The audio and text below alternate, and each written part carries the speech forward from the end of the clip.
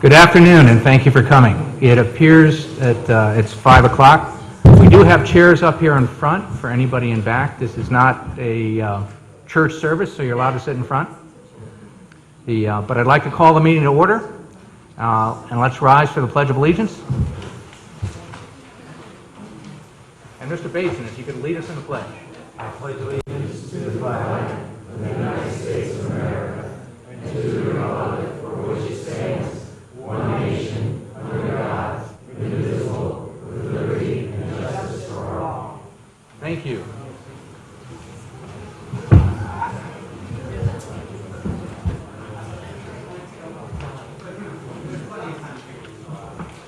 All right, first order of business is consider and act upon the minutes of regular meeting of January 4th, 2017, and regular meeting of January 25th, 2017. Any reason to separate those? No. All right. So may I have a motion to accept? I'll make a motion. A second?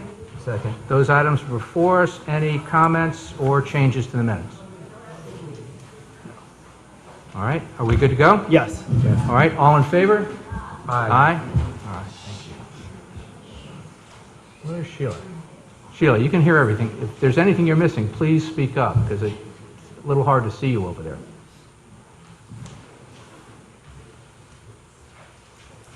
All right, next up, item 4, resignations, and this is for information only. From the Board of Library Trustees, Holly Mazzo, a Democrat, 67 Crane Street, for a term of 7/16 to 7/22, and her resignation date was January 31st, 2017. And then B, from the Clean Energy Task Force, Duncan Keith, D, 21 Middlebrook Road, and his resignation date was January 19th, 2017. Item 5, first selectman appointments, and these are also for information only. To the Conservation Technical Advisory Committee, Jennifer Hahuth from 1260 Merritt Street for a term of 2/17 to 2/20, and this is to fill a vacancy for Kathleen Maxim, whose term expired. And B, to the Economic Development Commission, Raymond Meglio, unaffiliated, 345 Rock Ridge Road, for a term of 11/16 to 11/21, and this is to fill a vacancy for Jana Funaro, who resigned. And the appointment date was January 25th, 2017. Next up, item 6, for the Board of Selectmen approval. To hear, consider, and approve the following appointment as recommended by the Board of Library Trustees. David Gray, Jr., unaffiliated, 102 Dill Road, for a term of 7/16 to 7/22, and this is to fill the vacancy for Holly Mazzo, who resigned. May I have a motion to accept? I'll make a motion. A second? Second. Any comments from the board?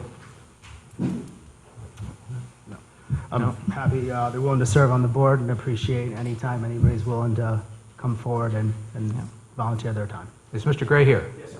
Great, thank you. Thank you. You know, the library is one of our most valuable resources. I commented on the state of town the other night. I want to thank you for serving on the Board of Trustees and keeping that valuable resource going. Thank you very much. Any comments from the public?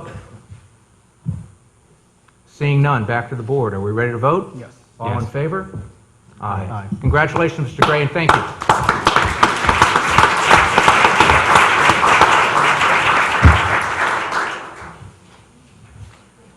Next up, appointments. To hear, consider, and act upon the following appointments to the Police and Fire Retirement Board, Paul Hiller, Republican, 2745 Burr Street, for a term of 11/16 to 11/20, to fill a vacancy for James Takami, whose term expired. May I have a motion to accept? I'll make a motion. A second? Second. All right, that item is now before us. Any comments? Yes, I'd like to postpone this item for a date certain. Our next meeting, Mr. Hiller is unable to attend tonight's meeting, so if we can just move it to I think it's the February 15th meeting. I believe you're correct. Is there a second? Second. Any further discussion? Any comments from the public on the motion to postpone and the motion to postpone only? Seeing none, back to the board. Are we ready to vote? Yes. All in favor? Aye. Thank you. The item stands postponed.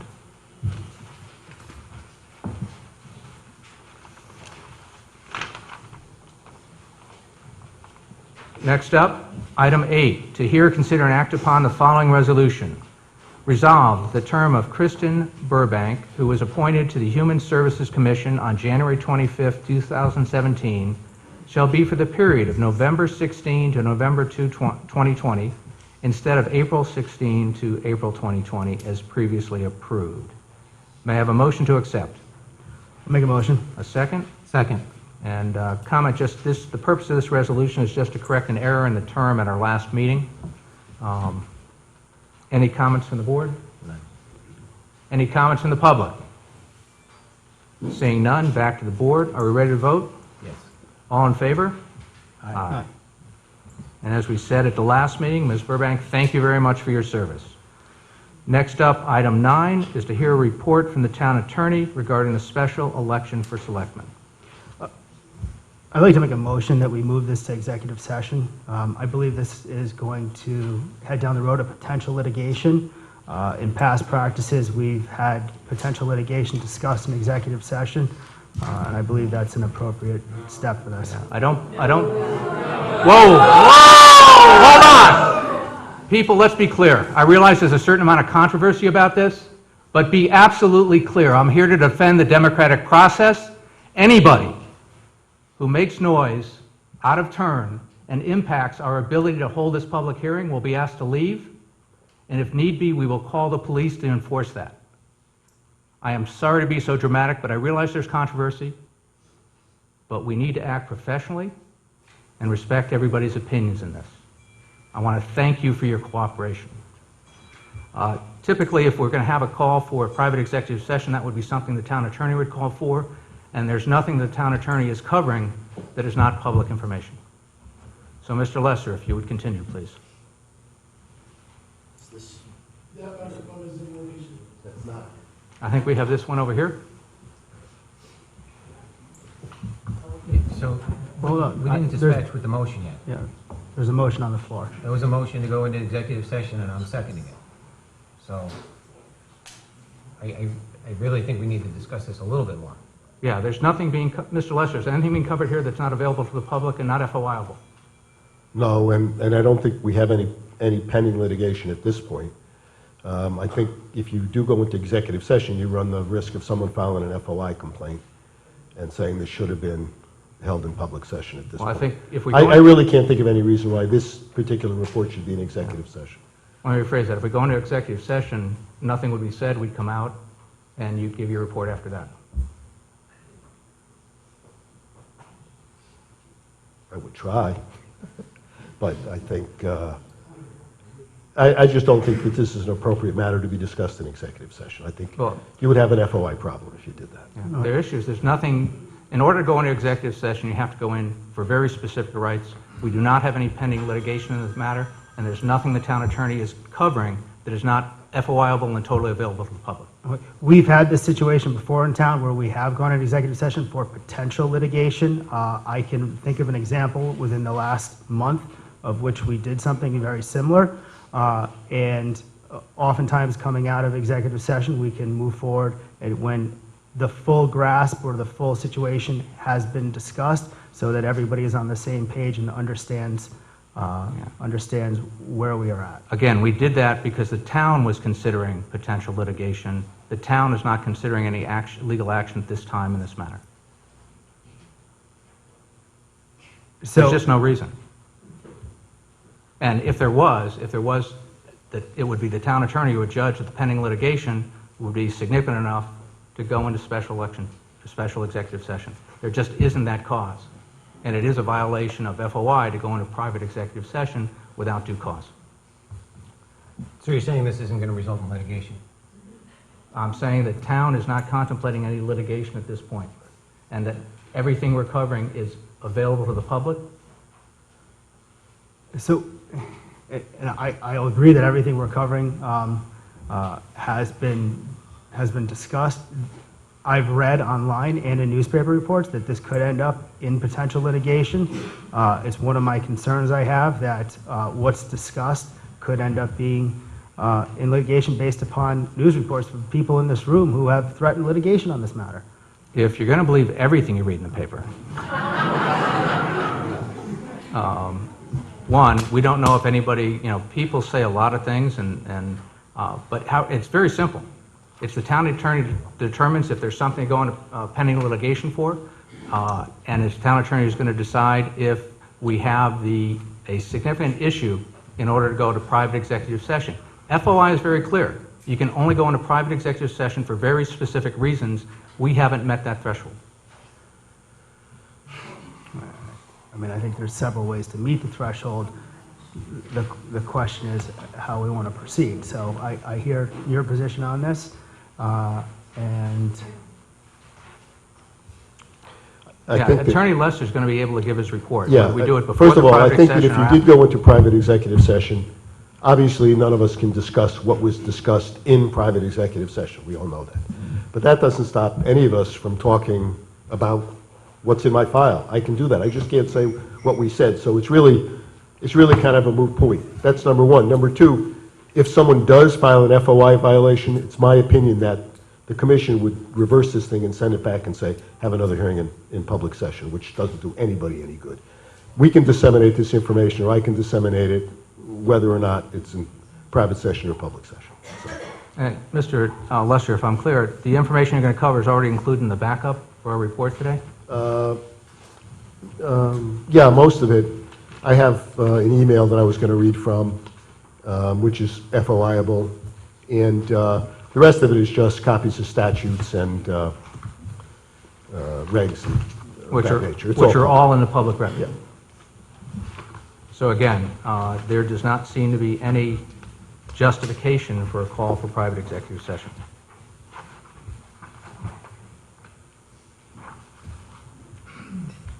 all right, let's move on with the report.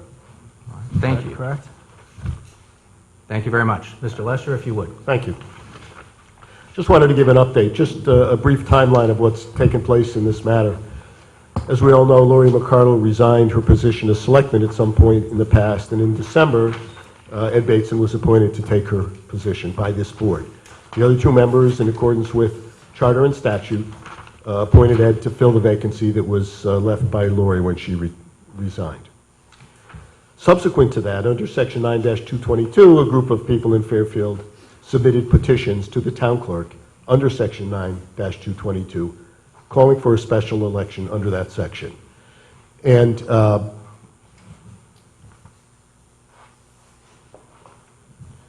Betsy, as is part of her duty, certified the petitions to this board, and on January 9th, sent a letter to you folks saying that in accordance with CGS 9-222, petition signatures have been certified by my office. An election date of June 6, 2017 would be held for the office of Selectman. So Betsy certified the petitions and called the election. Now, Hold on, can I disagree with that? I don't see the word call in there. I said it would be held. That doesn't specifically mandate a call. That is what is in her letter, what is in the charter as well. you can disagree. Okay. It's my position that Betsy called the election. And pursuant to that, I drafted a resolution for this board, which was heard at last week's meeting. And apparently, as I found out that night, what happened was there was an amendment to the resolution that was passed by this board on a 2-to-1 vote, which essentially said that the petitions were void ab initio and the election doesn't have to be held. So when I was away, and when I got back, I took a look again at this, and I spoke to Ted Bromley up at Secretary of State's office, and he said, well, if you want an opinion, why don't you, send me an email or a letter and request an opinion. So on Friday, I sent an email to Mr. Bromley requesting under Section 9-3, I'm asking for the opinion of the Secretary of State pursuant to Section 9-3 of the General Statutes regarding the following questions. 1, is the town of Fairfield legally obligated to hold a special election for the position of selectman, said position being the one vacated by Lori McCardle, who was replaced with Ed Bateson by the remaining 2 selectmen? 2, if the answer to question 1 is yes, inasmuch as the Board of Selectmen refuses to set the date for such election, should the town clerk set the date in parentheses, the town clerk in her letter to the Board of Selectmen recommended June 6, 2017.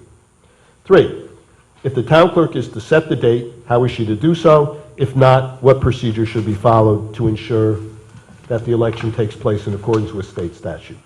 I enclose copies of our charter, and Betsy had sent me a letter with the 1951 Special Act Charter. I enclosed that. I enclosed a number of documents for Ted's review. I'm sorry, do we have copies of that email you sent to Bromley? No. All right, can we get copies of that? Because I'll get them for you. Not a problem. And Can you read the email you sent him again for me? yeah, because say again? Can you read the email you sent him again? Perhaps you could pass out a copy for us to read. I don't have copies of it. I just have the one I have here. You want me to read the whole email? Sure. Read it? yeah, we want to know what you asked him. Ted, as I indicated to you, based on your opinion given on January 16th, Town Clerk Betsy Brown submitted a letter to the Board of Selectmen attached here too. Also submitted was a proposed resolution which I drafted. Also submitted was your email which stated, quote, consistent with our conversation, upon the submission of valid petitions, the Selectmen would be required to call for the special election, close quote.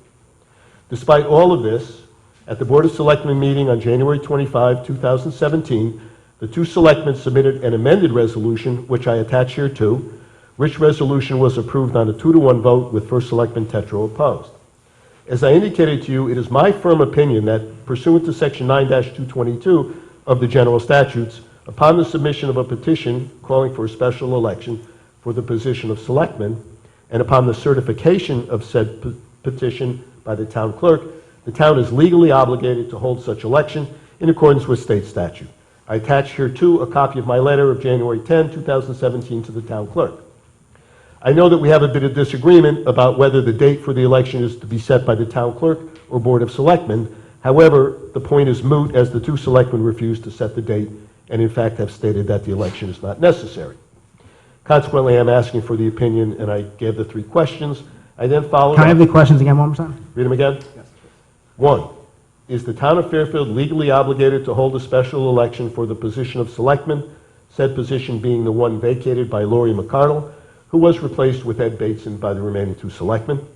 2, if the answer to question 1 is yes, inasmuch as the Board of Selectmen refuses to set the date for such election, should the town clerk set the date, parentheses, the town clerk in her letter to the Board of Selectmen recommended June 6, 2017.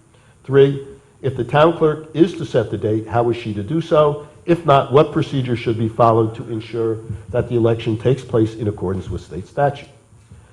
You should be aware that the town clerk asked me whether the provisions of Special Act 368 of 1951 rendered the provisions of 9-222 moot. Although I did not answer her directly, it is my opinion that they do not. First, the town has since adopted a charter which supersedes the provisions of the Special Act Charter. Second, our current charter provision is not the same as in the Special Act.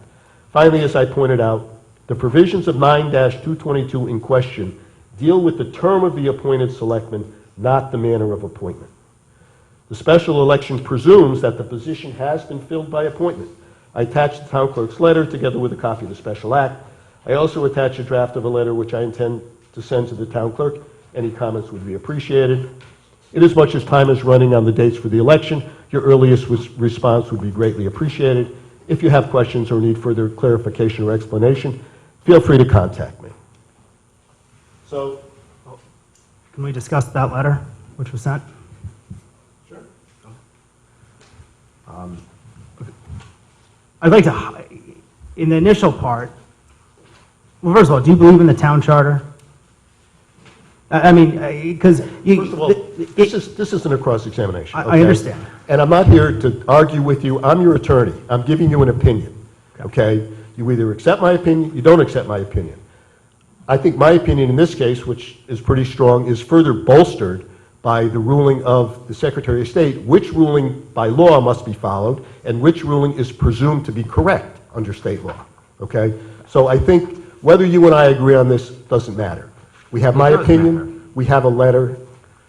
It's my opinion, you have to follow the law. If you don't have this election, you're not following the law. And again, it's my opinion that this entire argument has been framed ignoring what the charter says.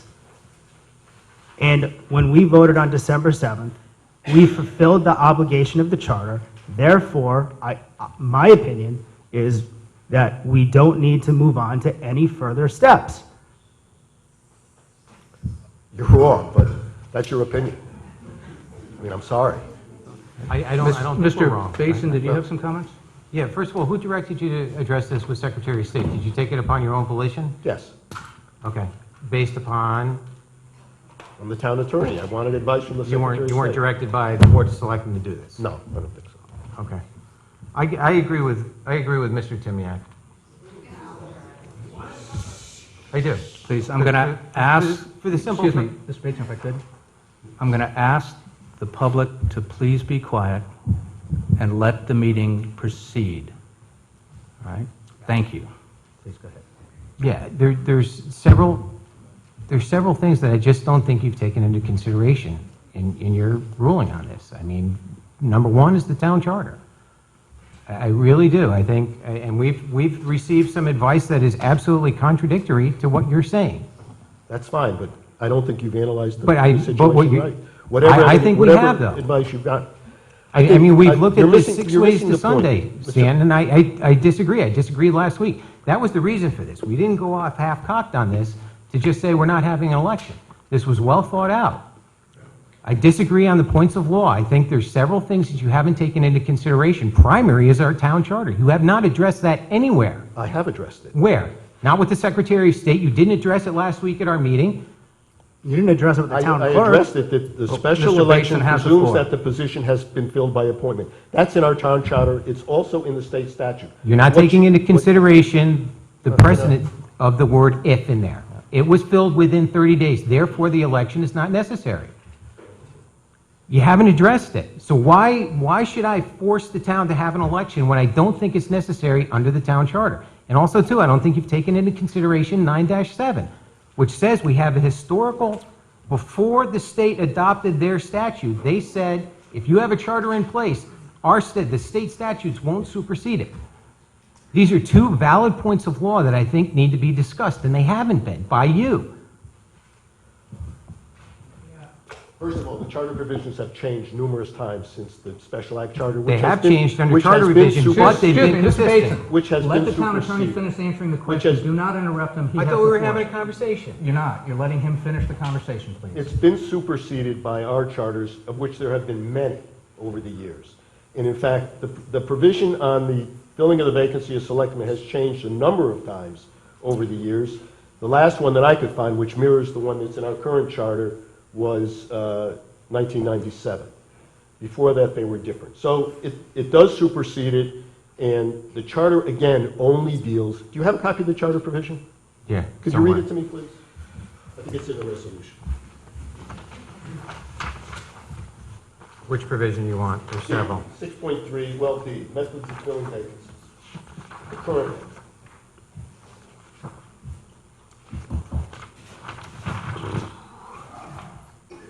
Six 6.3B. Yeah. At any time a vacancy occurs on the Board of Selectmen, including First Selectman, a replacement who shall be registered with the same political party as the person vacating the office shall be designated by the remaining selectmen. If the selectmen designate one of themselves to fill the vacancy, they shall designate another elector to fill the vacancy of selectmen so created. If the vacancy is not filled within 30 days, the vacancy shall be filled in accordance with the procedure set forth in Chapter 146 of the General Statutes. Right. So what all that deals with is the method of filling the vacancy. It doesn't deal with what happens after the vacancy is filled, okay?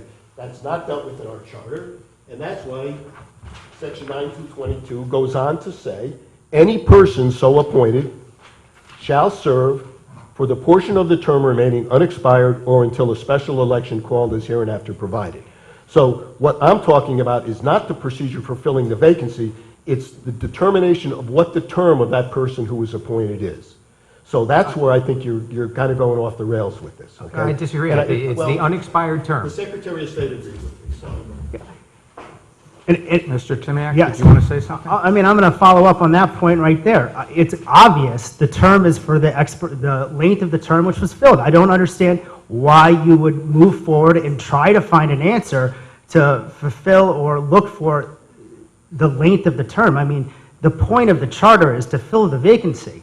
Yeah. We fulfilled it. It's But done. the statute provides that the voters speak. The statute doesn't say when you have an elected position, there is a procedure for holding an election for every elected official where a vacancy is replaced, either in the charter, state statute, or both, okay? And this is the procedure, since our charter doesn't address how long that term is, when a person is replaced, it's the state statute that governs. And that's the moment right there where you can spend all day trying to convince me that you need to move to that next step. Yeah. It's just not, it's not there. It's not there. You're creating a situation where we fill a room here, we go out, we get petitions based upon trying to find an answer to a question we don't have. The charter's been fulfilled.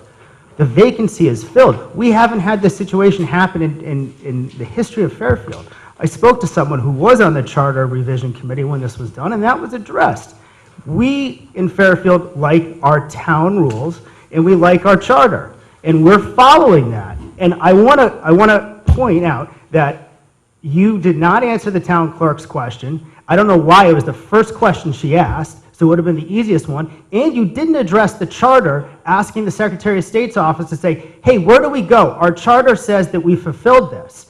You specifically outlined positions for your case. And your case is a special election, which, again, as the lawyer for the Board of Selectmen passed a resolution deferring to our charter, which is what we want to stand on today. If I might, I think the Secretary of State letter, if you read it, when it talks about the charter, it very clearly defers to the town attorney to interpret how the charter works in this regard. And the Secretary of State letter says that, I think, 3 or 4 times. And again, I'll again go back, and we have a situation where the town attorney is finding an answer, and the Secretary of State's office is not answering any question which was asked them regarding the charter. I don't understand why you haven't specifically asked the Secretary of State, where does our charter come in this specific case? I believe that's, at least as I read it, clearly answered in a letter from the Secretary of State where it says they fill in the gaps and the charter provisions are left to the town attorney to provide us guidance and interpretation on. And I did send the Secretary of State a copy of our charter and the old charter, so he had it to look at. But Yeah, I but just he- want he to call said he your wasn't attention even to gonna one go thing, and this is what the town is up against, and this is my advice to you. This letter says that under 9-3, the Secretary's, in this case, opinions, if in written form, shall be presumed as correctly interpreting and effectuating the administration of elections and primaries under this title, and shall be executed, carried out, or implemented as the case may be, provided there is a right of appeal under the UAPA. He then further goes on to say,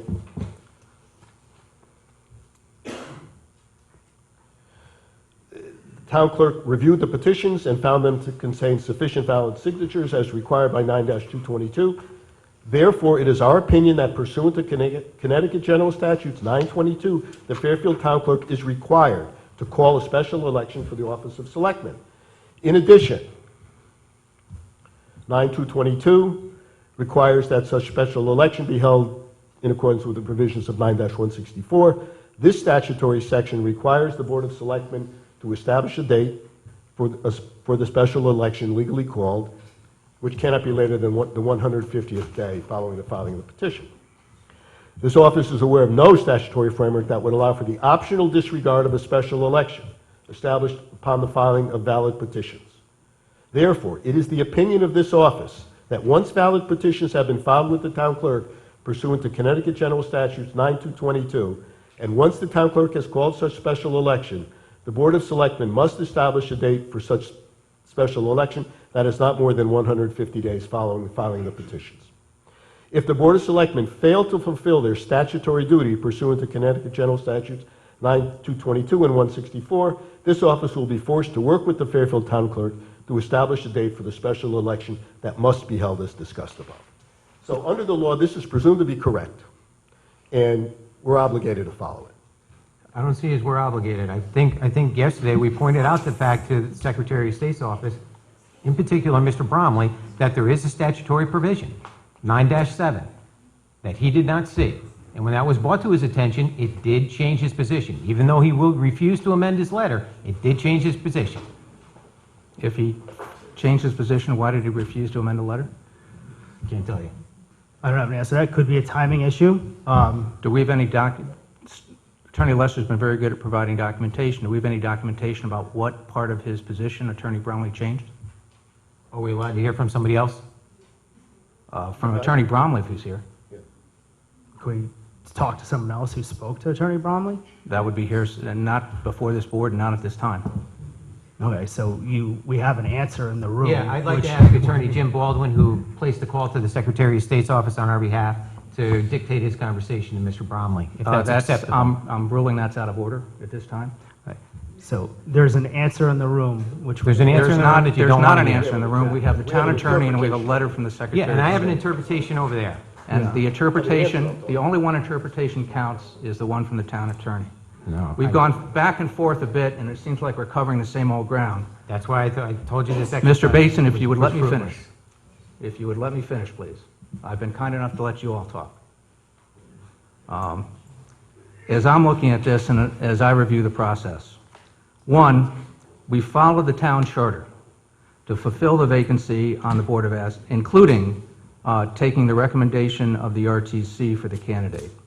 The town charter does not state the term of the appointment for the Board of S, BOS. It does so for every other board. State statutes state that the term would be till the next general election or till a special election if called for by a properly certified petition. This is not in conflict with the town charter. Over 3,200 signatures of voters were collected and certified by the town clerk as proper. This demonstrates the voters of our town desire a special election. The town clerk called for the special election and recommended a date to the Board of Selectmen. The Board of Selectmen are responsible for confirming that date and only confirming that date. The Board of Selectmen has no authority in town charter or in state statute to decide if a special election is needed. The Board of Selectmen went far beyond its authority in making a decision that there was no need for a special election. As members of the Board of Selectmen, we all took an oath of office to follow the law, including the town charter and state statute. In deciding on the need for a special election, interpreting the town charter and state statutes, the charter clearly states that it is the responsibility of the town attorney to determine the powers and duties of all town officers, boards, and commissions, including the Board of Selectmen. I believe the Board of Selectmen is violating the town charter and our oath of office by not following the law and the guidance and directive from the town attorney. And to me, this all seems pretty straightforward. Thank you. Thank you. That's the end of the report? At this point, he's given his report. None of my issues have been addressed. 9-7, the charter, nothing. You're talking about the Special Act Charter? Is that what you're talking about, 9-7? 9-7? Yeah. Yeah. First of all, the statute provides that once we enact a charter, it supersedes the original charter, okay? So, and the provision in our current charter is different from the one that was in the Special Act How Charter. do you know that? Because I read We've done that. our research and it looks pretty sane. You got them? Yeah, I mean, I read them 2 weeks ago.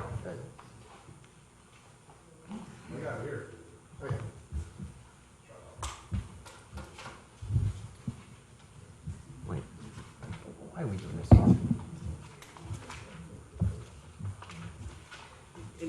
Here's a great example of something which was asked for and not given, and now it's happening in front of everybody. It's a scramble to back into the point, and that's what frustrates me right now, that we're doing this way. It's ridiculous. The point of my argument here, Stan, is that in 1951, when we had the charter, this was passed in 1953 by the state. So the provisions of our charter can't be overridden by that statute. The provisions of the charter aren't being overridden. We followed the charter in filling the position. That's what the charter addresses, that's what we did. The state statute addresses how the voters can appeal the term if they want to have a special election before the next general election. That's all that it's I about. don't see how you transfer it. The term is unexpired. That's the term that gets filled, unexpired. That's your term that's unexpired, correct? Yes. Just checking. Excuse me, Mr. Baldwin, He's just trying to- please.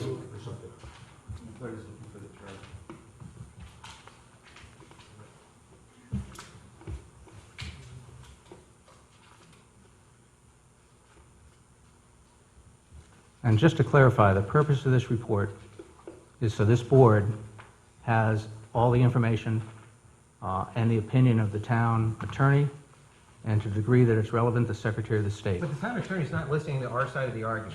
All he's doing is putting forth a foregone conclusion on his end. It wasn't foregone. There's several points of law here that I'm not happy with, and you're telling me I have to have this. I'm sorry, and your law degree is from where? You can't, look, the charter is clear. Legal advice is given to the boards by the town attorney. That is, his role is defined by the charter. You can't say you're following the charter. You know, Mike, if you're going to take Ed, that if you're going to attitude- interrupt me, you got to stop. Where's Let your me law finish. degree? Let me finish. Mr. Basin, that's out of order. The town charter clearly defines that it's the town attorney that provides legal advice to the board and town officials. That is his role, and that's what's defined. That is his duty, and he's performing his duty. Okay, and I can't disagree with him because I'm not an attorney. No, you can't disagree with it because the charter says you have to listen to him. No, I don't have to listen to him. It's advice. It's not advice. Every time we have, It's advice. Not according, I mean, if you guys hear advice you don't want, you're going to go somewhere else. All right, let me read this section, not to interrupt you guys, but this is what Betsy sent me. This was the 1951 Special Act 348, Section 8. Any vacancy in the Board of Selectmen from whatever cause arising shall be filled by appointment by the remaining members of the board, provided when any vacancy shall occur more than 90 days before the next biennial town election, if the remaining members of the board shall fail to fill such vacancy within 15 days after it occurs, the town clerk shall forthwith call a special election to fill such vacancy. Such special election to be called and held in accordance with the provisions of general statute. It's different. It's Yeah, totally but different from the 15 current days statute. to what? I This don't, calls for a special election. Our charter if doesn't call for it's that. not filled. It's a different provision. It's been superseded. again, we're covering the same ground. Stanton, unless there's anything else you have to add? Gentlemen, unless you have any different questions to ask, since the ones you've asked have been answered as well as Stanton is going to answer them. But not to our satisfaction. well, That's not a guarantee of the report, but so if I were to go ahead and ask for a written legal opinion addressing the issues we've raised today and have been raised in the past, and so we can have a firm understanding backed up by everything you're saying today in our hands before we move forward with that, I mean, you're basically force feeding us this interpretation without any documents in front of us based upon where you want to go and not what we believe is right. I would correct you in terms of not where Stanton wants to go, what he believes is the law. Okay. We have a contrary opinion. The charter doesn't allow for a contrary opinion. It basically all right. says the town attorney is charged with providing legal advice to the boards and commission.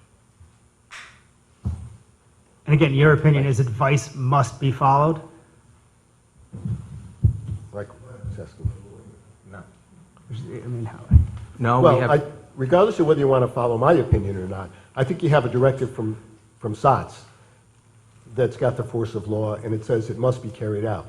The statute says shall. You have an order. Whether you like it or not, whether you think it's wrong or not, you have an order. There are procedures. You want to follow the procedures, go ahead. But you can't just ignore it. And we haven't ignored it. We made an adjustment to the resolution last week, and I'm now sitting on a letter from SOTS, which doesn't address the charter whatsoever. My opinion is that they're not going to get in this situation of the charter, and we can see where that ends up going. But here we're at this moment, and SOTS hasn't answered your question on where they think the charter lies. You have an order from SOTS, or an opinion, it's actually not an And order. SOTS clearly You stated... either follow it or you don't, Yeah. Chris. I mean, that's the bottom line. The SOTS You choose isn't to gonna- follow it, you choose not to. SOTS isn't going to interpret our charter. They leave that to the town attorney. And if you could you show me where in the charter it determines the Board of Selectmen decides whether a special election is going to be held or not? Right, so every time we have, Mr. yeah, and I'm answering it, okay. So every time we sit down in either an executive session or an attorney renders an opinion, we make a judgment of what we want to do based upon that. Sometimes we don't accept the opinion, sometimes we adjust the opinion. I think this is the similar situation where we have an opinion, it is advice as it states, and clearly this is advice I disagree with, and I don't think the original question of the town charter has been addressed by you in any piece of paper which has been put forward in front of us. Actually, I think it has, but my question was specifically, where do you see in the town charter the Board of Selectmen has the authority to not hold a special election or decide if we're going to have a special election? That is not one of the powers and duties given to the Board of Selectmen. And this comes as a voting right as a member of the Board of Selectmen, and this wouldn't be in front of us right now if this didn't need to happen. What was in front of you was to confirm the date, not to determine whether the special election was held or not. And again, we can go to that point of confirming the date. The reality is, and we'll go back to it, the original intention and what's clearly written in the town charter has yet to be addressed. So here we are defending. I took an oath to defend the town charter when I swore for this office, and that's what I believe I'm doing. So that you agree the Board of Selectmen has no authority to determine if there's a special election need or not? I don't You can't find it anywhere in the charter. I haven't looked for that specific. You haven't looked in the charter in all this time we've been discussing this? I haven't looked for that specific. Let me just tell you something, Chris. Listen, I had a discussion with Ted Bromley. It was in my email to him. It's my opinion that once Betsy certifies the elections and sets the date, that's it. They had a little bit of a difference of opinion based on the fact that 9222 says you hold the election in accordance with Section 9-164. That section sets forth timelines and certain things. It does say that the selectmen shall set the date for the election, but it refers to other types of elections. It doesn't refer specifically to the Board of Selectmen. And it seemed to me to be a little nuts to have the Board of Selectmen having to rule on its own election where one of its members could be replaced. So that to me seemed, and I expressed that to Ted, but he said, look, go by 9-164. Under 9-164, Betsy certified it. You have to set the date. That's the bottom line.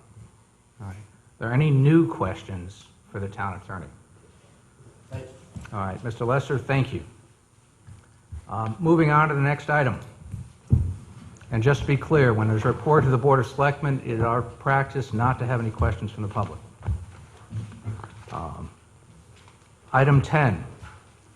And this was added to the agenda to allow for if the board wanted to reconsider their action based on the town attorney's report.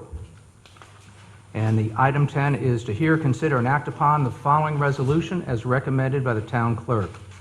Whereas Lori McCardle, who was elected selectman in 2015, resigned, and whereas the remaining selectmen have appointed a selectman to take over her place, and whereas pursuant to Section 9-222 of the Connecticut General Statutes, a petition has been submitted to the Fairfield Town Clerk requesting a special election for the position held by said newly appointed selectman, and whereas said position has been certified by the Fairfield Town Clerk, who has called said special election for June 6, 2016, and whereas at the meeting held on January 25, 2017, this Board of Selectmen passed a resolution stating that the petition for special election was void ab initio, and that no special election need be held. And whereas the town has received an opinion from the Secretary of the State directing the special election must be held, and that the Board of Selectmen must set a date for said election. Now, therefore, be it resolved that the resolution passed at the meeting January 25, 2017, declaring the special election void ab initio and that no special election be held, is hereby rescinded. And further resolved that a special election for the position held by the newly appointed selectman for the town of Fairfield shall be held on June 6, 2017. Said election to be held in accordance with the provisions of the sections 9-222, 9-164, 9-450, 9-459 of the Connecticut General Statutes. May I have a motion to accept? All right, I'll move it for acceptance. Is there a second? All right, hearing none, what that means is this item is over, and we'll move on to the next item on the Board of Selectmen agenda. And that concerns non-recurring capital. This requires the Board of Finance and RTM approval to hear, consider, and act upon the following resolution. Resolve, the bond resolution passed by the Board of Selectmen at the meeting of January 25th, 2017. If I could ask for quiet, please. Entitled, "A Resolution Appropriating $2,003,000 for the cost of certain non-recurring capital projects and authorizing the issuance of bonds to finance said appropriation," is hereby rescinded. And further resolved that a bond resolution entitled, "A Resolution Appropriating $2,203,000 for the cost of certain non-recurring capital projects and authorizing the issuance of the bonds to finance such appropriation," is hereby approved. May I have a motion to accept? Make a motion. All right, a second? Second. Thank you. That will let us hear from the fire chief in terms of what happened at the fire commission meeting last evening, which was our request. Is Chief McCarthy here? Chief, you got to be taller.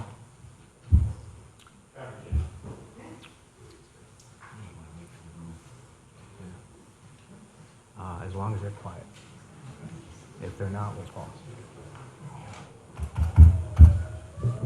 Chief?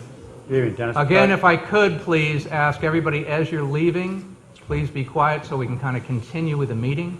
That would be greatly appreciated. Commissioner, Selectman, Dennis McCarthy, Fire Chief. As I requested, I met with the Board of Fire Commissioners last night, and I also met with the Southport Volunteer Fire Department leadership on Monday night.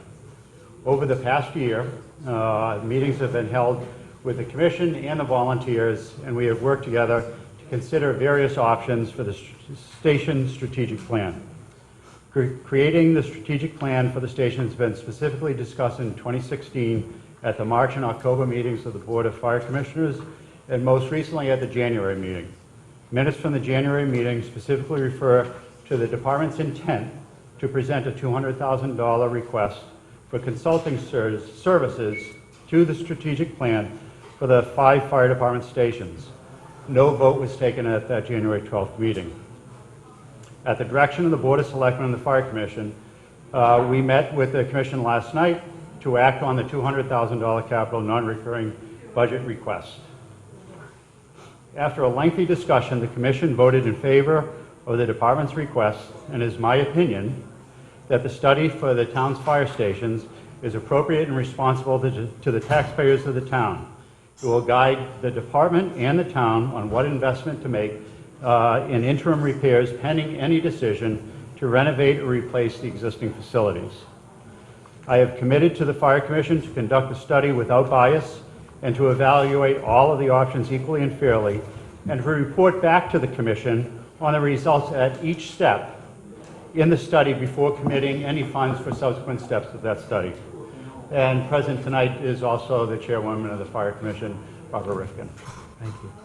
Any questions from the board? Yes, I do have a couple. One, thank you for bringing it back to the board. I appreciate that. I haven't received a copy of the minutes. That was one of the things I did discuss at the time. I'd like to hear the dialogue and the pros and the cons so I can weigh that amongst the members which have been tasked to oversee the Fire Commission. So I don't have any readout from the actual Fire Commission meeting. I am aware of the vote being 4-3. One of my concerns was here we're moving forward with the strategic plan, and now not only is the Fire Commission voting on it, now we're asking the Board of Selectmen to vote. And I'm asking, well, a couple things. One, more details on the scope of what you're actually looking to do. And then there's a second concern I have, which revolves around the strategic plan committee, which we're putting together right now. In one hand, your strategic plan, as you stated, is $200,000. The strategic plan for the entire town is $100,000. So I start saying to myself, you know, we have an entire plan for the town at half the price of just the plan for the fire department. Can the two be combined? That's one question. The second question I have, and I talked to the finance director today, and I've talked to other members too, I don't believe that a strategic plan can be bonded.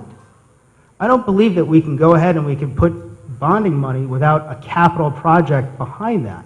So, essentially what I'm saying is doing studies and research without a capital project is not a bondable item the way I read it. And if it were, we would be bonding for the strategic plan versus setting the money, which was $100,000. So I did speak to the finance director a little bit about it today. When you say finance director, you're referring to Bob Mayer, Chief Fiscal Officer? Chief Fiscal Officer, yes.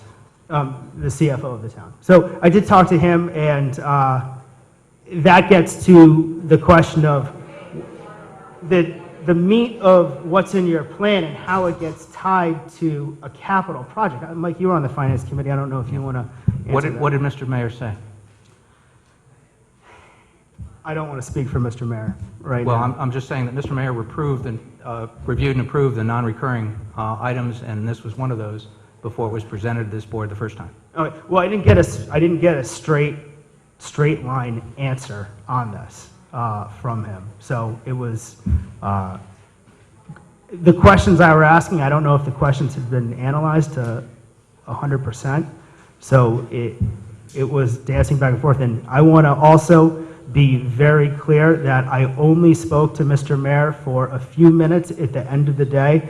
My time constraints, I reached out to him around like 2:30. We spoke around 4 o'clock-ish for a couple minutes. So it wasn't as long to get all the details and vet out everything which is in this $200,000 plan. I think if I understand, Chief, could you read the items again that you were requesting be covered in this? Yep.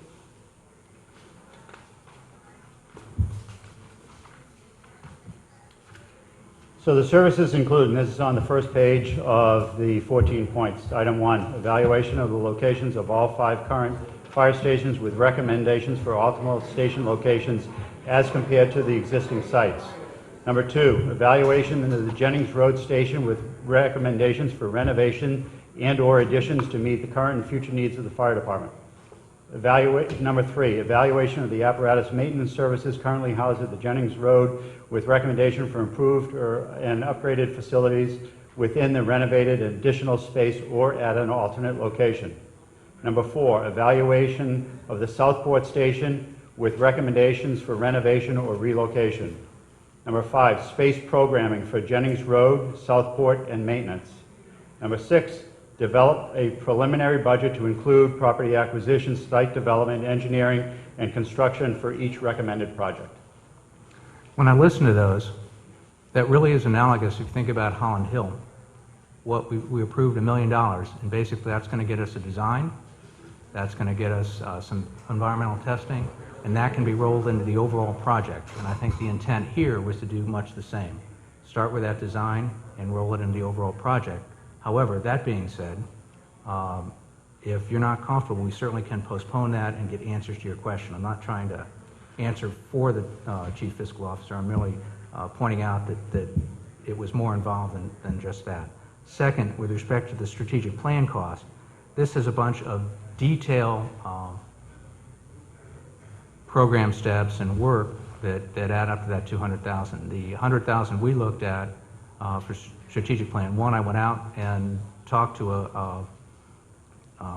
a number of organizations that do some strategic plan, got some numbers from them, or frankly were less than $100,000. I increased it to $100,000 because this is Fairfield County and some of the folks I talked to were in the Chicago area, that type of thing. And it was raised when we went before the Board of Finance that perhaps $100,000 might not be enough based on how involved we get. So because this will probably take more than a year, we certainly have the ability to look at increasing that $100,000 as needed, but I didn't want to request a lot more than that without having more justification. So it was, I don't mean to suggest that 100 grand is the only number. Right. I don't mean to suggest it's a lot less work than what the fire department is looking at. I just mean to say that we needed something to get started with a strategic plan, and if we had to increase that, we would as time required. So, and I'm happy you brought up the Holland Hill example, because that's what I also went back to, and I know we did the same. We made a decision that the renovation was going to occur, and that this was the best plan to maximize that. I don't know that we've made a decision on all of those capital projects, so I feel like the list of 5 or 6 projects which were mentioned either gets pared down to what we can afford to do. And I realize that's the chicken or the egg scenario. We don't know how much each one is until we actually do the study. But then again, the study in its entirety is $200,000, which is an awful big first step to committing to do these projects, and that's one of my concerns. Just to clarify, as much as we certainly have Holland Hill on our long-range plan and are what I'll call emotionally committed to it, we have not voted for any funding to do it, and in fact, until that vote takes place, we don't know if we're going to move forward on that. Not to worry the folks at Holland Hill, I think we all are committed to doing it, but in fact, technically, we haven't made that vote and haven't made that commitment. However, that being said, if you have questions or concerns that we can't answer today satisfactorily, then I would suggest that we postpone this to an item where we can get those answers to get to your satisfaction. I don't know. If I can offer one comment from the commission meeting last night. Members of the commission raised the same concerns about, are we going forward with a construction project? And clearly, there is nothing in our proposal that gets us over that hurdle, other than it prepares us to make good decisions. Part of my commitment to the Board of Fire Commissioners is to take each one of those steps sequentially. And if we reach a point where we have to make a decision to spend additional funds out of the $200,000 that would go to design, and the town of Fairfield, and as directed by the Board of Fire Commissioners, we're not prepared to make a commitment for construction, then it doesn't make sense to go to design. And I made that commitment to them, that I would only take each project sequentially, and the way that they are laid out is intended to be sequentially, so that we are not getting ahead of ourselves. We're not committing town funds to do a portion of the project prior to the town being ready to accept the results of that. Designs don't age well. If we design it today and don't do it for 10 years, those dollars are wasted dollars, and certainly I don't want to waste the dollars that are available just for the sake of getting it done. I want to be able to make a decision on what I fix and what I don't fix, particularly in those 2 stations, because they have had deferred maintenance for a period of time. And anybody who's been in the station recognizes some of the challenges that we have there. This process allows me, as fire chief, to use the $86,000 that I have right now in operating capital repair money to make appropriate repairs in the stations based on what I know might happen as a result of this work. Yeah, I mean, I'll jump in.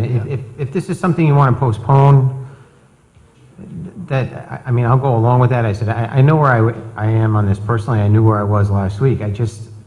When it comes to this, I want to see, this sounds like a planning document. If this is a planning document, I really think we need to, given the limited resources we have right now, I really think we need to approach it from a public safety standpoint and open it up. This shouldn't just be a one-off for the fire department plan. I think that we need to view everything in context right now with public safety. It's a lot of money. $200,000 for this is a lot of money. And I think we need to, like I said last week, reel it back in, bring all the players to the table. I'm not saying I disagree with where you're going here, but I heard regionalization. I heard pooled resources, police. And these are great ideas, but I've only got one guy here. I'm not sure where the pool resources on police came from. If you want to do some sort of mixed facility, I don't know. I'm just saying. Last week we heard about potentially moving, I think it was the 911 call station to ECC. Westport Shared That's Firehouse. In the questions that you posed to me last week, you asked or suggested that I had not done the due diligence to evaluate all the available options. And what I explained is we have gone to the police department and to the neighboring communities and to the engineering department and to Southport volunteers to make sure that we understand all of the options that are available to us to provide the same level of service or better service at a lower cost. And that's where some of that regionalization discussion comes in. We need to look at those options. And if I can clarify, the 911 call center is currently in the basement in a flood zone. Not exactly the best placement. So we are committed to moving that. So we're either going to move it up a couple of floors in the police department or potentially to another location. And we also have been talking with Sacred Heart about whether they would hold that on their campus. So the police department is actively going through that evaluation. And I hear what you're saying, and I think that the 911 call center in the basement, we have discussed that, and I am open to moving, and I would think that it being housed in the police department, we would hear from the police as well. And again, it looks like I'm trying to jam this up, but I really have a lot of questions on affordability and bondable Until this is, plans and all right, if you want to postpone it, let's just do that. I think Okay. we've kind of talked around these points Sure, enough. that's So, okay. I'll make a motion to postpone. I'll second it. all right. Any further discussion? No. Any comments from the public on the motion to postpone and the motion to postpone only, please? Seeing none, back to the board. Are we ready to vote? All in favor? Aye. All right, thank you. very much. Thank you, Chief. Could I ask just as a follow-up, Chief, before you go? Gentlemen, did we give the chief enough guidance in terms of what additional information you need or what we would like to see from here?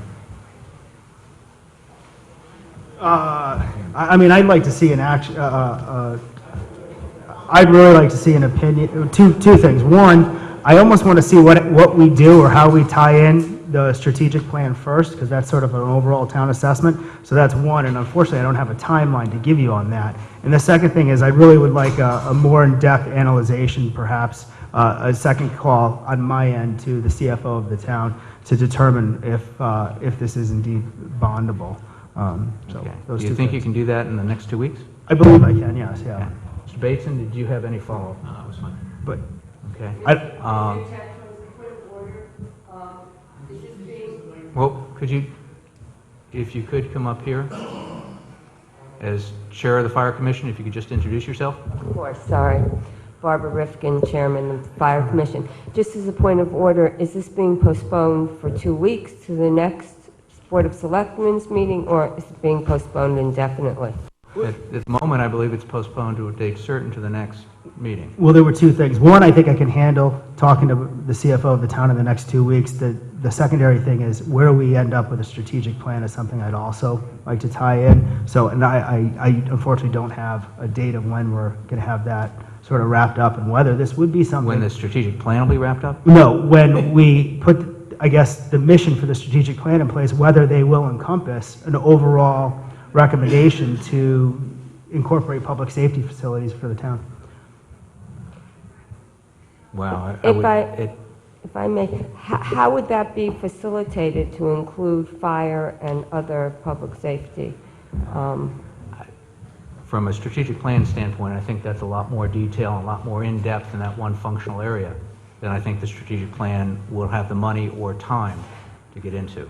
I think that's why we have a strategic plan for economic development, for the Board of Ed, for the library, for the police department, for the fire department, so those can be incorporated into the umbrella of the larger strategic plan. So then I guess that would go to how we're going to set up the strategic plan. Is that the strategic plan, which encompasses all the other strategic plans, and they're the master of that strategic plan? Or is the strategic plan we're talking about doing a one-off just for the town as a sort of effort? No, it would definitely be talking to all the stakeholders. I think we're talking about depth and the amount of time. This could take quite a bit of time, quite a bit of depth in terms of that. In terms of the planning committee, I would envision that they would talk to all the relevant stakeholders and get reports and updates in terms of what's taken place. If there are some That's fine, things, definitely. if there are some things that aren't addressed, in that case, then certainly they could give comments back about, hey, we need to fill in these gaps in terms of where you are versus some of the things we've identified from a larger basis. But I wouldn't envision the strategic plan getting down to that much depth and telling the police department where to put the 911 call center. And I wouldn't recommend the strategic plan do that. I would recommend the strategic plan incorporate all of the town's current strategic plans to have the discussion so that it's all encompassing. So, And I think if you look Yeah. at the fact that those departments have done long-range plans or strategic plans, however you term it, that puts them in a better mode in order to answer questions for the folks in the strategic planning committee. And I think that seems to be an appropriate process. okay, so I guess I would say indefinitely, but I don't have, I'm not saying indefinitely like 6 months or 3 months. I would just, we can pop it on when. Well, then, if we're going to do it that way, When the then what I'd suggest simply is that we reconsider the motion and don't postpone it to a date certain, but actually take no action. That would let it come back whenever it's appropriate. Okay. Is that okay? Can I have a motion to reconsider? I'll withdraw my original motion. or- Just a motion to reconsider? Motion to A reconsider. second? Second. Okay, the item is back before us. Do we want to take any action on this? No. No, no Okay, action. then if we take no action, I believe that lets it come back, Chief, whenever it's appropriate, and we can talk further about where we are and get you back here on a timely basis. All right? Does that help? It's still unclear to me who or how this will be facilitated, that the fire will be included in the larger plan. In terms of the detail that the chief is talking about, Yes. I believe that much more depth and a lower level of detail than the strategic plan will deal with. Okay. In terms of the plan itself, I would envision them sitting down with the fire commission, envision them sitting down with the fire department management and talking about the strategic issues in terms of public safety and how that works. I assume they do the same thing with the police department in much the same way they'd look at our library resources, our education, that type of thing. Thank you very much. Thanks, Okay. thank Thank you, you. Barbara. All right, next up, item 12, the H. Smith Richardson Clubhouse Building Committee charge to review and approve modifications to the H. Smith Richardson Clubhouse Building Committee charge originally approved by the Board of Selectmen November 4th, 2015. May I have a motion to accept? I'll make a motion. A second? Second. All right. Of this, the one, if I might, one area that I'd like to see added to this is that, as we've been discussing, we currently have a committee to look at hiring an owner's rep. And I think that I'd like to see this revised so that it designates that the building committee will work with the owner's rep as designated by the town. Say that again? That the building committee will work with the owner's rep as designated by the town. Designated by that committee. Well, that committee's going to come back to us with a recommendation. So the We're gonna committee comes approve- back to us. To the Board of Selectmen. Then we'll hand the, We will make a motion to approve that, if we so choose. And then that would become the designated person that we'd ask for this, or designated firm is perhaps more correct. Yeah, I can support that. We, All right. Then if I can,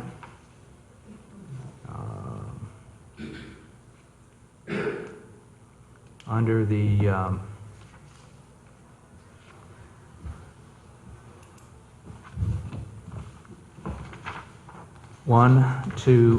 third paragraph talks about the building committee shall retain appropriate design professionals, architects, structural engineer for site design review in accordance with town selection procurement standards. It may retain a construction manager and owner's rep to facilitate and accomplish the construction. They will follow all statutory requirements. I would delete the words owner's representative from that sentence. And Sheila, please let me know if I'm going too fast on this. And then following that, I would add a sentence that says the HSRBC shall use the services of the owner's representative as designated by the Board of Selectmen. Second. Is that an amendment? Yes, it is. Second. All right. Any further discussion on that? No. Okay. Any comments from the public? Seeing none, all in favor of the amendment, please signify by saying aye. Aye. Aye. So that amendment is now added. The other point is that I'd like to address the fact that we'd like some earlier reporting back to the Board of Selectmen, especially during the design phase. And I'm not necessarily recommending we specify that it's every 2 weeks or every month or every 2 months, but I'd like to say that the chair will work with us in making sure that we define a reporting program back to the Board of Selectmen, especially early in the project when design decisions are being made. I'm okay with that as well. I think that the more updates we get, obviously the better, and the more control on it. I too have an amendment I'd like to add to the charge when you're Okay. done. Well, if that amendment is acceptable, I'll take a second. Second. All right. Any further discussion here? Any comments from the public on the amendment and the amendment only? All right. Then to work on the wording, I would say that the Board of Selectmen requests that the chair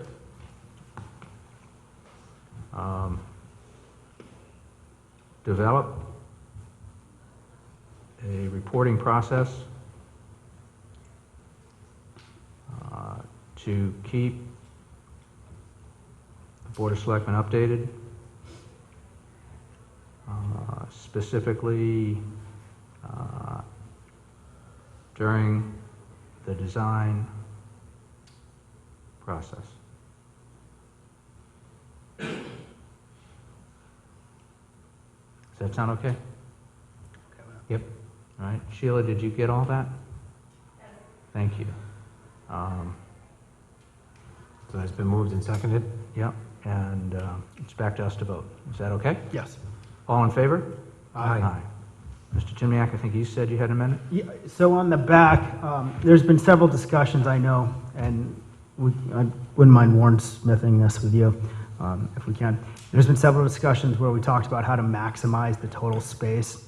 I want to make sure the building design for the clubhouse incorporates the potential for other sports or recreational activities up there, which may entice vendors to, or may create an opportunity to have it be a year-round facility. So I just want to make sure that they're not encroaching on space, which could end up freeing up the potential for, paddle tennis or an outdoor pavilion or something like that, which could, in fact, bring in more revenue to the town. I might suggest that what we do as a board is ask the Parks and Rec Commission to come back with a specification for what they're looking for.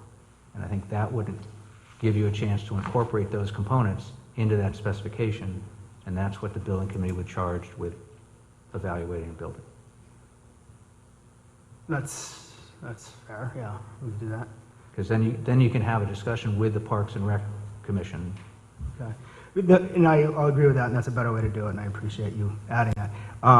The big thing is I want to make sure that we're not building this with one season in mind. If there's the potential to maximize revenue and maximize a total vendor contract for a year-round facility, which would certainly come in and help offset costs. And I know Parks and Rec has talked about that and looked for different options along those lines, but I think it'd be very healthy both to formalize that in a specification that we can hand to the building committee and to have that discussion. Okay. Mr. Bateson, any comments? No, that was fine. All right. So Sheila, if you could mention that we're asking the Parks and Rec Commission to develop a specification for that, and that, to come back and with appropriate representation back before this board to discuss that specification as we're move forward on setting up the committee for this. The idea is that if we approve the charge today, we could then look at setting up the committee. Typically, it takes a couple of months at least to set up a building committee. We have to go out, advertise for folks to be on it, nominate those as part of the Board of Selectmen process, then they go to the RTM. So we have some time to meet with the Parks and Rec Commission to develop that spec. We also have time for the owner's rep selection committee to pick an owner's rep. So we're going to be doing these things in parallel so we don't take any more time than need be. Is that approach okay? Yep. All right. Then any other changes to the charge? I don't have any. I would point out, just as a work document, the TFC, Town Facilities Commission, had done a review of the structure, and we can get the board copies of that if you haven't seen it. The old structure. Just in terms of looking at the facility as it stands, the mechanicals, things like the septic system, all of that, so it's clear as to what the need is. We're not just doing this because we want a nicer golf facility. We're doing this because this facility is at least 40 years old and in serious need of replacement. All right. Any comments from the public on the charge as amended? Mr. Calabrese, if you just introduce yourself at the mic there, please. Anthony Calabrese, Parks and Recreation. I appreciate the discussion you guys are having in regards to the Smith-Richardson Clubhouse, and I would encourage you to approve this as is so we can get this building committee off the ground. I know the Golf Commission is eager to get it started, so thank you. Okay, thank you. And Mr. Calabrese, so I could, we had referenced the Parks and Rec Commission, but is it really the Golf Commission that has more control of the specification for this facility? It would be the Golf Commission. We could work it in conjunction with the Parks and Rec Commission. That might be best because they have the recreational side of it, but Yeah. the facility itself would be overseen by the Golf Commission. If I could ask, to address Mr. Timniak's points, if you could have the Golf Commission meet with literally the Parks and Rec Commission, talk about some of the non-golf items or components that might be part of that, so that those are properly considered from both boards into the specifications that we get back, so it's not just a golf-only facility. I think that has been the ongoing discussion, that it would be more than that, but let's just formalize that as we are kind of at the starting line here. Yep, Does absolutely. that sound reasonable? I could bring that back. Gentlemen, to is them that for sure. okay with you? Yep. All right, thank you. Thank you. Any further comments from the public?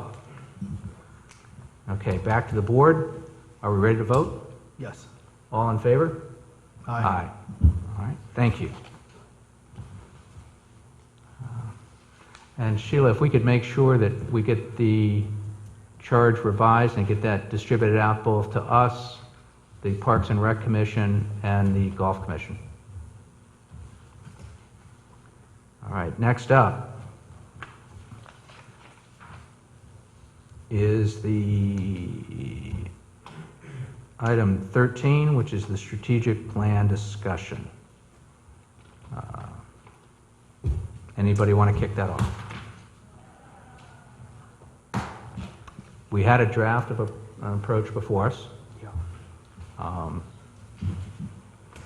I thought that was a good kind of starting point. From my standpoint, I liked many components of this in terms of the phasing, how it broke it out in terms of steps. I think that provides good guidance to the committee, and I think getting a consultant on board to help with this would be good. I don't necessarily want to overdo the approach. I think that getting the committee picked and getting the consultant on board and charge them to do that, but I think if we can give them some recommendations or guidance in terms of things we're looking for, and I thought this provided a good step-by-step approach. It also references kind of how the committee might grow and expand over time. And I want to talk about that too, because I know a lot of time went into analyzing the strategic plan. One of the things I'm excited about is this is broken down into 4 different stages. So it gives flexibility to the committee, and it gives ownership to different members of the community who may specialize in, their particular area. and it allows people to come off and go on versus having one isolated committee which may be around for 2 or 3 years with, you know, a knowledge cap. This allow us to grow and allow to actually break it up so that we can have the best possible product at the end of the result. So this is a plan I've looked at. My notes are actually on my other plan. I didn't bring them with me. I'm happy to use this as a guide moving forward. And again, I think guide is the right word. I don't think we have to follow this, you know, point by point, but I think if we can give this to this, if we can use this in terms of how we set up the committee, and we can give this guidance to the consultant and the committee overall, they know what steps are going, they know what they're involved in, and potentially we can get guidance back from the consultant in terms of if there are modifications to this approach. And the consultant, again, if we do, in fact, move forward and move people on and off, I think it would help to have the consultant provide some consistency. When I've worked with consultants and they're doing a good job, part of what they do is make sure things move forward, make sure the meetings are productive, and make sure that we don't just go round and round on circles. And if we need facts or information, they help us get those facts or information. I'll support that, those statements. One of the big things I sort of want to address this for the people at home, the strategic plan, which I brought up last meeting, and I brought it up for a couple months now. This is our opportunity to analyze where we're at as a town right now and where we actually want to grow moving forward. So, in many ways, this is our opportunity to make Fairfield better. This is the think tank we're going to put together to fully assess where we are and where we want to go. So, when I talk about tying in public safety and I talk about tying in, you know, education, things like that, this is what we want to sort of oversee where we want to be, not 5 years from now, but 25 years from now, 50 years from now, and, you know, hopefully 100 years from now. And I would love to know that 100 years from now, they're referencing the strategic plan which we adopted in 2017. So. Well, they might choose to update it between now and then. Perhaps. Especially if sea level keeps rising. When Mr. do you- Bateson, any when do you comment? envision a consultant coming on board? Do we have money set aside for this? We have $100,000 set aside. And who would appoint the consultant? I would look to the strategic planning committee to hire that consultant. So, I'm just saying, because it looks here as if the steering, I thought you had said the steering committee would come from a recommendation by the consultant. No? That would, I think, I'm seeing the steering committee is going to be the first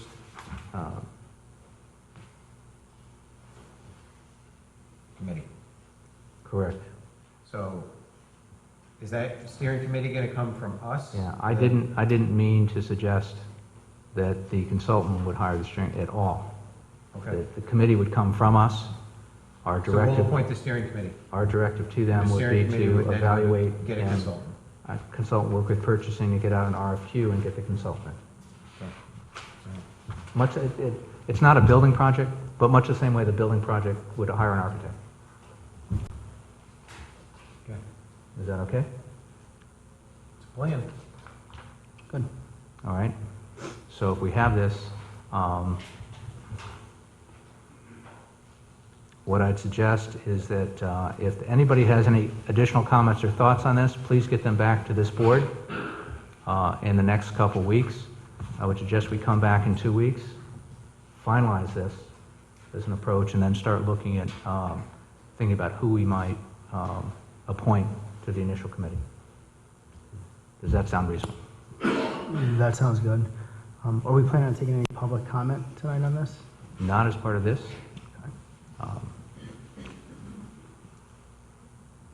But we certainly can allow for that next week if you choose. Okay. But if you'll, just to be clear, if you want to have public comment on that, but why don't we make sure we put that on the agenda so the public is clear that they'll have a chance to speak on that, since that's not normally how we process it. Right. Like, you know, as I made my little speech a couple minutes ago, this is our opportunity as Fairfield. So getting as much input as we can on this, I think, is crucial, especially in the infancy stage. So. Absolutely correct. And that's why we funded this a year ago. All right? There's no further discussion. Next up is the tax collector, to consider and act upon any tax refunds as recommended by the tax collector in the amount recommended. May I have a motion to accept? I'll make a motion. A second? Second. Any amendments? Yes, I'd like to make an amendment. I'd like to change the amount to $15,264.25, followed by a period. May I have a second? Second. The amendment is before us. Any further discussion? All in favor? Aye. The item as amended is now before us. Any further discussion on the item? All in favor? Aye. Thank you. Next up, to hear, consider, and act upon any further business that shall properly come before this meeting. Any further business? No. All right. Next up, item 16 is adjourn. May I have a motion to adjourn? I'll make a motion. Second? Second. All in favor? Aye. Aye. Thank you all, and thank you all for sitting through this.